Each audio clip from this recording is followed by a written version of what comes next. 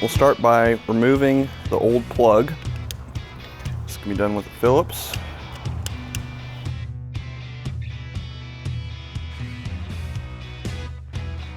We'll remove all of our plugs. These can be hard to get out.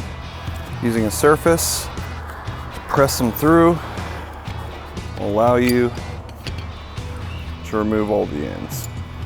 We'll then take our new plug, placing this off to the side, we'll disassemble our new plug.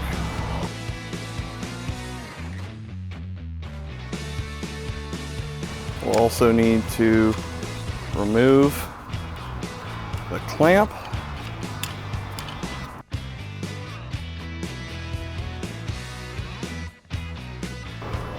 Placing this off to the side and removing this as well. When removing our terminals,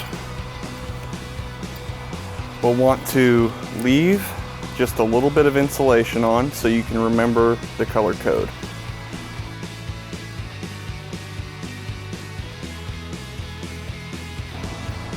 Now with this removed, all of these links will be important as they'll help you line up for your next plug.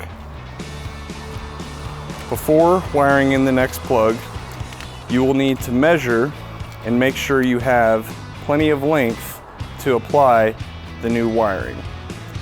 So we'll do this by shortening the outer insulation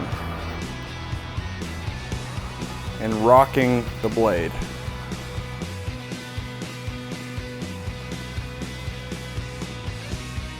Now we'll take our inner guard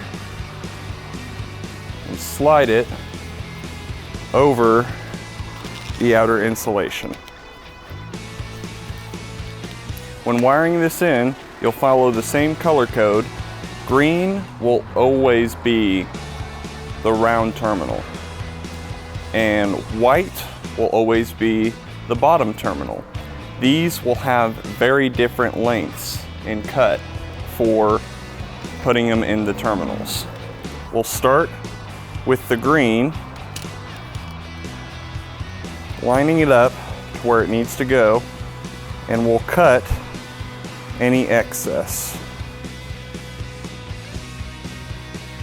We'll strip the wire back only as far as the terminal is in width.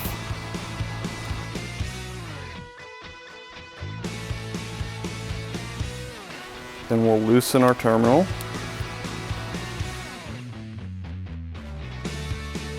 Pull these out if you need to, so that way they don't get lost.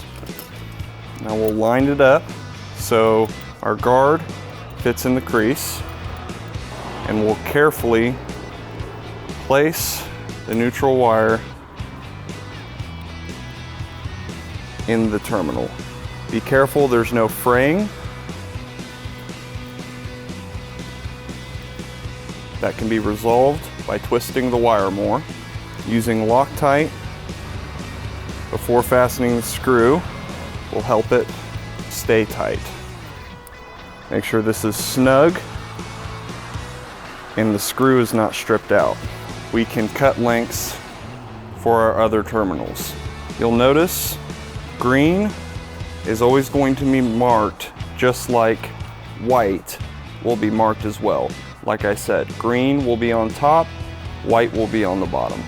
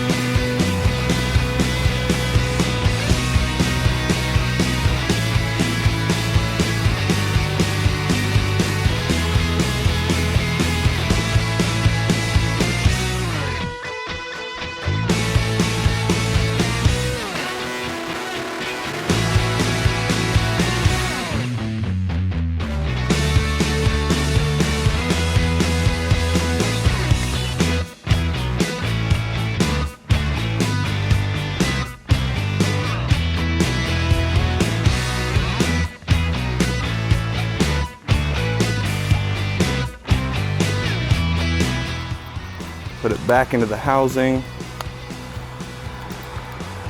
and then fully torque it down.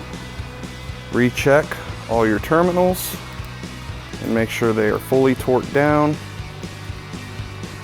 Before putting the top housing on, you'll put your bracket or whatever secures the outer insulation in place. So you'll make sure this is fastened evenly. Do not tighten one side all the way first. So we'll go about halfway.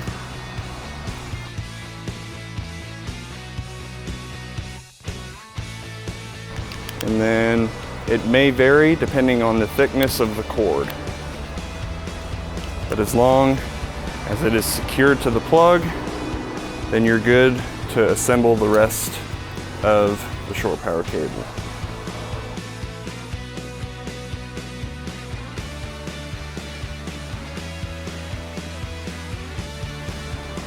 With everything secure in place, inspect the cord, make sure there's no extra wiring showing and that the terminals are securely in place.